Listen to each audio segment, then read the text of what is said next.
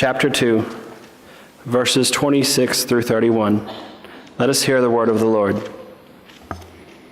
The king said to Daniel, whose name was Belteshazzar, "Are you able to tell me the dream that I have seen and its interpretation?" Daniel answered the king, "No wise man, enchanters, magicians, or diviners can show to the king the mystery that the king is asking. But there is a God in heaven who reveals mysteries and has disclosed this to the king Nebuchadnezzar, what will happen at the end of days. Your dream and the visions of your head as you lay in bed were these. To you, O king, as you lay in bed, came thoughts of what would be hereafter. And the revealer of mysteries disclosed to you what is to be. But as for me, this mystery has not been revealed to me because of any wisdom that I have, more than any other living being, but in order that the interpretation may be known to the king, and that you may understand the thoughts of your mind. You were looking, O king, and lo, there was a great statue. This statue was huge, its brilliance extraordinary. It was standing before you, and its appearance was frightening." This is the word of the Lord. Thanks be to God.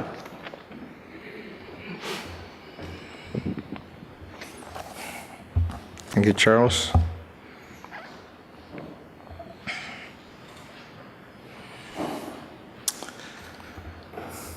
How are you all doing today? It's all right. You can say something in church. You doing okay? I hope you're doing well. Some of our yards are flooded. I don't know about your yard. I have a small lake, a growing lake at the back of my yard, and that's just the back, and some of it is overflowing towards the front. The sunk pump, God bless it, is working overtime. I hope yours is working overtime. And so the farmers are probably not happy about that much rain. You just like it in half a quarter inch installments So anyway, well, that's what we have. Welcome to the Presbyterian Church. It's a mixture. We just give thanks for where we are. Cooper, are you okay? Yeah. We've been talking about integrity over the past few weeks, standing firm in tough times. Today I want to talk to you about a dream. The king had a dream. There's a little problem with the dream, though. We'll get to it in just a little while. There was a thinking, a mindset in our community, in our town, indeed in our culture, and I'm going to start some phrases and see if you can finish them for me. What happens in Vegas? Oh yes, it's working. What mama doesn't know won't hurt her. Won't hurt her. When in Rome, you're with me today. It's wonderful. We're preaching together. It's great. Daniel and his friends find themselves in a difficult spot. You remember that he is in exile in Babylonia. King Nebuchadnezzar has come and he has overthrown the king of Judah, and as they always did, go ahead and export or put into exile the brightest and the best of the land. So he is in slavery in Babylonia. But he is one of very few who is fortunate enough to be invited to dine at the king's table. And we found out a week ago that even though the invitation had come, and with great fear, Daniel, thinking of something bigger than just his stomach, asked if he might just have a different diet. He opted, believe it or not, for water and vegetables. Water and vegetables. And the commentators say that Daniel resolved not to defile himself, not to enjoy that which was abundantly being provided for him here in the king's palace while Jerusalem laid in ruins, while the palace of the Lord, the house of God, laid in ruins, while the elements from the temple, the golden vessel and all that was just hauled away and brought into Babylonia. Daniel decided, I am not going to sit here and put my feet up like everybody else. Which is a rather bold move to make. It is. You're just a 13-year-old servant in exile. You have been invited to eat at the king's table, and you have the audacity to ask to have a different diet? Who do you think you are? Who do you think you are? There's a conviction that undergirds and empowers integrity. And the conviction is this. The anthem that the choir sang, I don't know how we're doing this, Susan. There's a certain synchronicity between the choir and the pulpit. It's beautiful. You sang a song about the power of God. I sing the mighty power of God. And I was listening to that. Of the things that God does. The concept that undergirds integrity, standing firm in difficult times, is that this God who is so great and powerful, who can do all these things, is not only far away, not just on the other side of the galaxy, not just up in heaven somewhere, but that this God is present and involved with me. This God is present and involved with you. That's what Christmas is about, isn't it? Emmanuel, God what? With us. So this conviction, the God is with me in this mess, in this reality, wherever I am, whether I'm in Rome or wherever I happen to be, the God is with me here. That, we found out, is what is behind Daniel's willingness, albeit with some fear, to stand up and to say, I wonder if I might just have vegetables and water. I wonder if I might have a different meal. So that's a conviction. You don't forget that the God who is great and above and sovereign is with me in my classroom. God is with me at work. God is with me at home. God is with me at that stop sign. God is with me when I come to check out at the grocery store, and lo and behold, there is another line. God is with you in that. God is present and with us. So Daniel is put on this meal, he and his friends. It turns out they end up being smarter and more energetic, and something happens. And the story suggests that God honors Daniel's commitment. Today we're going to chapter 2. And in chapter 2, the king has a dream. Wouldn't you want to know what the dream was? Be nice to know what the dream was, but I'm not going to tell you. Because the king wouldn't tell the dream. The king had a dream, and he called all the magicians, all the enchanters, all the wise people, and said, I had a dream that jarred me awake. My sleep departed from me. What I want you guys to do is two things. Tell me the dream, number one. Number two, tell me the meaning of the dream. Oh, king! What you're asking is unreasonable. May you live forever. Nobody has ever asked for such a thing to be done in all the world. We can't do this. And Nebuchadnezzar says, look, You guys claim to be wise and smart. I pay you big money to do this. Tell me the dream, tell me its meaning, or you lose your heads. Would you like to work for the king? You lose your heads. And a guy by the name of Arioch is sent with a sword to carry out the king's edict. They have a certain number of days to come up with a dream and its interpretation. Wow.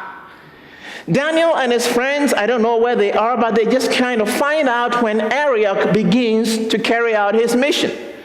Daniel wisely takes Arioch aside and said, "No, what in the world is happening? What happened? What happened that the king issued such an order?" And Arioch told Daniel, "Well, it's a bad deal. The king wants the dream and the interpretation, and we can't come up with anybody to deliver. And so you all guys lose your heads." Daniel happens to be one of the wise guys. He hasn't heard of it yet, but now he knows. Now he knows. And so he does something very interesting. I want to just pause here. And last week that Patrick Sullivan was here? Was it just last week? Just last week. And you remember what he said about the importance of having some people around you? I want to pick up on that and share something from Daniel chapter 2, verse 17, I believe. Okay? Verse 17, it says, now, Daniel has just found out that they're all going to get killed. It says, then Daniel went to his home and informed his companions, Hananiah, Mishael, and Azariah, and told them to seek mercy from God of heaven concerning this mystery. What did he do? Daniel called on his friends to pray. Right? That's what he did. It's kind of a small group he had there. Something has come up. He calls on his friends to pray. Now, I don't know how exactly prayer works. I don't know why it's not enough for Daniel to pray by himself and talk to God about this very dangerous situation. But he calls on his friends to pray together with him. May I ask you, when something happens in your life, do you have people you can call on to pray with you and for you? Are there 4, 5, 6, 7 people that you can call? Hey, this has happened. Would you pray with me? It doesn't have to be something bad. It can be a daughter graduating from college. This is wonderful. Celebrate with me. It can be anything, but are there people in your life that you can count on to pray with you? Garden of Gethsemane, that very tough night that Jesus had. Does he go into the garden alone? You know the story. No, he doesn't. He goes with the disciples, and then he pulls Peter, James, and John aside and says, wait with me, pray with me. The importance of having some people around you to hold you up, and you have a chance to hold them up. So that's why small groups is such a big deal. That's why connecting with each other is such a big deal of what we do here. Because if that's not there, we sort of stand alone. The best we can do is send a prayer out there on Facebook. That's how I found out a lot of things. Oh, this has happened, and then we pray. But not a concerted effort of support together. You just kind of throw it out there. We can do better. We can do better. So first and foremost in your handout, first and foremost, what Daniel learned is that we have got to deal with God first. That the God who is far away is also involved with us.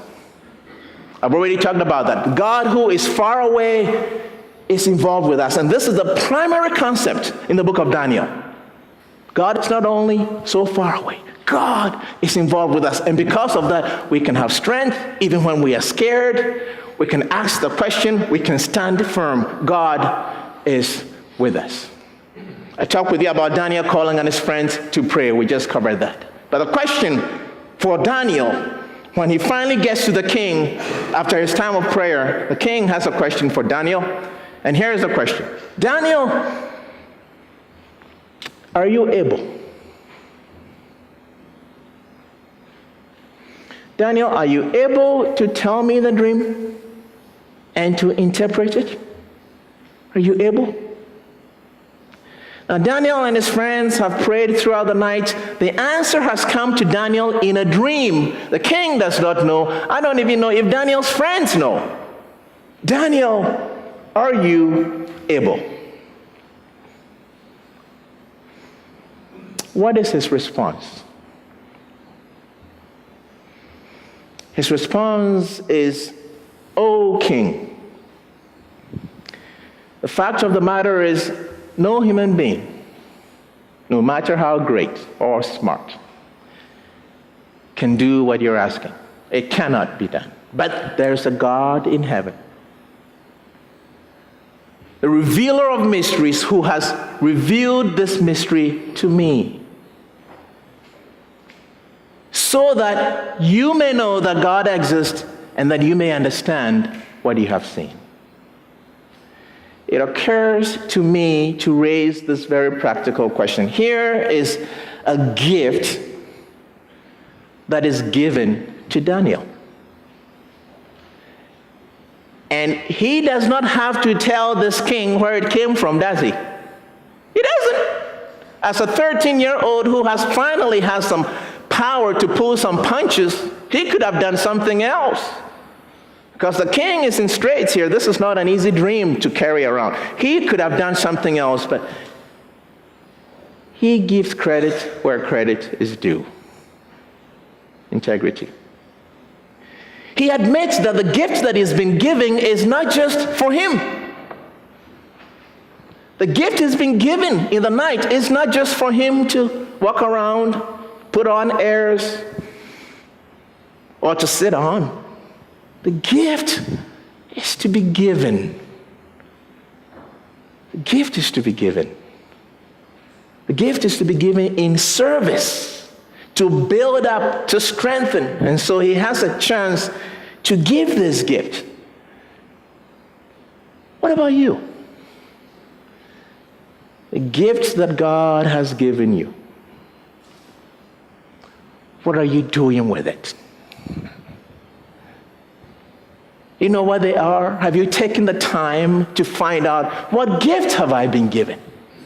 And to deploy them in service, to build up, to strengthen. What are you doing with your gifts? Everybody has been given some gifts. Daniel brings his gifts to serve the king. And he tells the king not only the dream, but its meaning. Are you able? The thing to remember today, if none of this really means anything to you, is that if we are going to be people of integrity, the fact of the matter is it gets scary sometimes. It really does. And this conviction that first and foremost, we have got to deal with God. Really. You have got to deal with God. You have got to take the matter up with God as a matter of integrity. God, what do you think about this? God, I am hurt about what happened. What I'm thinking about is this. What do you want me to do? Deal with God first. Deal with God first. Deal with God first. I have a secret account that my wife doesn't know about. I don't really know whether I should tell her or not. Deal with God first. What does God say? What does God say? What does God say? I'm watching the clock at work and I'm pretending I'm working, but I'm not actually working until the boss is looking at what does God say about your work and the manner in which you do it. What does God say? Deal with God first. Deal with God first. Just deal with God. Ask the question, what do you want me to do here? And God's revelation, of course, comes over time. But if you stay there asking the same question again and again, God, what would you have me do? God, guide me. God, then we are living a life of integrity, because we are living to the extent that we can understand as God makes it clear. This is a principle that affects everything. Everything. Integrity is not just a Sunday morning thing. It comes up at taxes time. It comes up when I'm filling up my mileage for mileage reimbursement at the church office. It comes up there. It comes up everywhere. Deal with God first. Deal with God first. And let that then drive our very next step. That's what the lesson of Daniel, at least so far, is. Are you dealing with God? Are you talking to God about the dilemmas of your life?